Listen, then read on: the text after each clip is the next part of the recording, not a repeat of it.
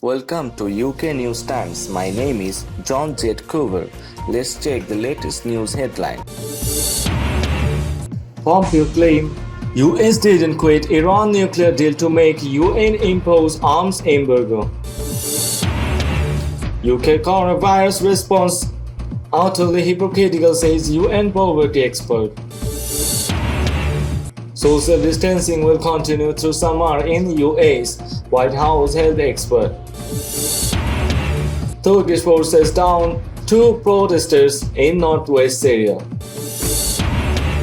President Rouhani urges planning for business boom in Iran. That was the headline. We now move on to the news in detail. But before that, there will be a request to like this video. US Secretary of State Mike Pompeo is reportedly going to claim that Washington has not quit the Iran nuclear deal and technically remains a participant state in order to use a mechanism embedded within the code to make the UN impose arms embargo on Tehran. This way, the American war hawk former CIA chief aims to invoke a snapback in the Joint Comprehensive Plan of Action to restore the United Nations sanctions on Iran, lifted after the internationally backed accord was raised in the President Barack Obama administration. The New York Times reported Sunday, "We cannot allow the Islamic Republic of Iran to purchase conventional weapons in 6 months. President Obama should never have agreed to end the UN arms embargo," Pompeo claimed. "We are prepared to exercise all of our diplomatic options to ensure the arms embargo stays in place at the UN Security Council. This is why United Nations Secretary General Antonio Guterres called on the US last month to suspend its sanctions due to the fast-growing COVID-19 pandemic. I am encouraging the waiving of sanctions imposed on countries to ensure access to food, essential health supplies, and COVID-19 medical support," he wrote. "This is the time for solidarity, not exclusion." The American drafted resolution concocted by Pompeo has already been given to the Europeans, the Saudis, and the United Arab Emirates, revealing the depth of the US double policies. Pompeo's argument comes after his boss, President Donald Trump, unilaterally withdrew the United States from the JCPOA, also backed by Britain, Germany, France, China, and Russia. The United Nations poverty expert Philip Alston has attacked the UK government's coronavirus response as utterly hypocritical after successive administrations implemented policies of austerity and public sector cuts.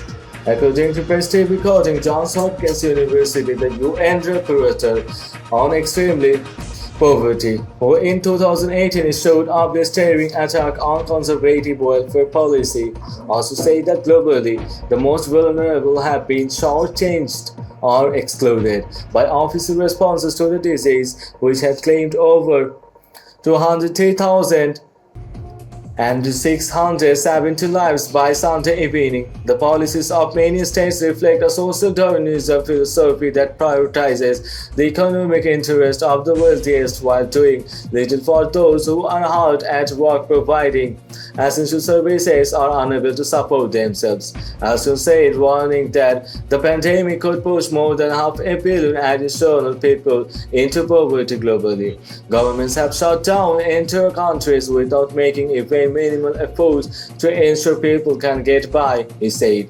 Many in poverty live day to day with no savings or surplus food, and of course, homeless people cannot simply stay home. He highlighted how the most vulnerable populations had been neglected, which forces them to continue working in unsafe conditions, putting everyone's health at risk. And he warned that while some nations were seeing curves flattening, the virus was poised to wreak havoc in poorer countries. As for the UK, Alston told The Guardian, "My thoughts, of course, hark back to the sense of how utterly hypocritical it is now to abandon austerity with such alacrity after all the harm and misery caused to individuals and the fatal weakening of the community's capacity to cope and respond over the past 10 years. And of course, many of the worst and most damaging aspects of austerity cannot and will not be undone. The damage caused to community cohesion and to the social infrastructure are likely to prove permanent. His comments are likely to anger ministers in the UK who have said their strategy is to put their arms around every single worker while adopting an everyone in policy to tackle the risks to raw sleepers. They have sanctioned huge cash injection to wages and businesses to prevent economic collapse, and the Chancellor Rishi Sunak announced £14 billion for the NHS and local authorities fighting the virus. But other parts of the social fabric have been stretched. Food banks, which gave out at least 1.6 million parcels a year, have lacked supplies, while care homes, where thousands are dying from COVID-19, have struggled for essentials including PPE and to maintain staffing levels. There have been real terms cut in public funding of social care in the UK, according to the King's Fund think tank, with a £700 million reduction between 2011 and 2018. A senior Trump administration health official warns that social distancing measures will need to continue for the next few months in the United States, despite many states planning to end lockdown imposed over the coronavirus spread. According to Press TV, speaking on Meet the Press on Sunday, the White House Coronavirus Task Force Response Coordinator Dr. Deborah Birx said that social distancing will be with us through the summer to really ensure that we protect one another. His remarks come after Vice President Mike Pence said the US will largely have this coronavirus epidemic behind us by Memorial Day on 25 May. The deadly virus has so far affected more than 987,300 and killed over 55,400 people across the United States. Experts have warned that there might be second and even third spikes in the number of cases and deaths later this year. Nothing that this could mean the US might see a second wave of the pandemic if social distancing practices end in some capacity. Around 20 states plan to reopen businesses in some capacity next week. In Colorado, for instance, Democratic Governor Jared Polis said our target is about 60 to 65% social distancing from the way people used to live and how we can do that over a period of months in a psychologically sustainable way and, of course, an economically sustainable way. That means the health goals of the state. Asked if she is concerned about such plans, Briggs said, I have had really very good conversation with a series of governors, and they have really been very insightful of how they are looking at this. They understand the risks and they talk about this not as turning on a light switch but slowly turning up the dimmer.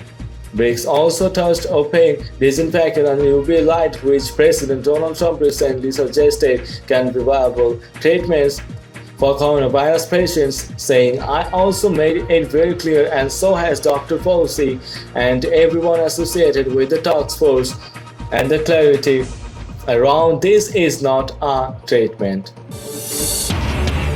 Turkish forces have reportedly opened fire on people protesting their patrolling of a key highway in northwestern Syria, killing 2 people and injuring 3 more. The protesters had set up roadblocks across the part of the M4 highway that runs close to the government-held village of Narab in the Idlib province to oppose the patrols. The casualties were caused after the Turkish military attacked them on Sunday using live rounds and tear gas canisters, the Associated Press reported, citing activists. The Turkish forces have been allowed to man a number of observation posts in Idlib as part of a de-escalation deal reached between Turkey and Russia in the Black Sea resort of Sochi in September 2018. Earlier this year, however, Turkish troops were reported to have ventured far outside the areas that are assigned to the post and engaged in heavy clashes with Syrian soldiers.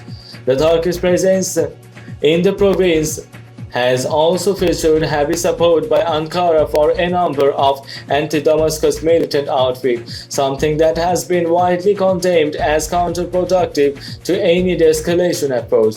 Separately, the so-called Syrian Observatory for Human Rights, UK-based monitor said the Turkish military was implementing a policy of demographic change across several parts of Syria. The policy has witnessed elections and arbitrary arrests. It added, saying it was targeting Kurds and Arabs alike. The observatory named one of the targeted areas as the Kurdish populated town of Afrin.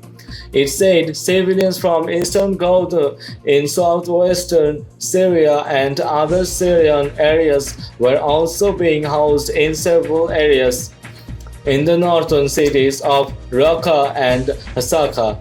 The Turkish military launched its first incursion into Syria in 2016 to push back against Kurdish militants that Turkey associates with anti-Anaka separatists.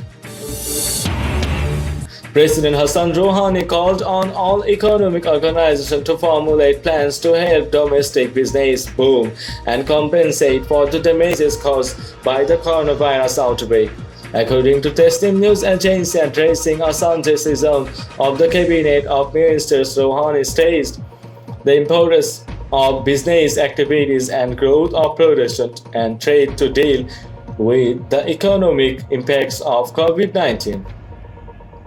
He also called on all organizations, economic institutions in particular, to devise plans to help businesses boom and contribute to employment and a surge in production in the country.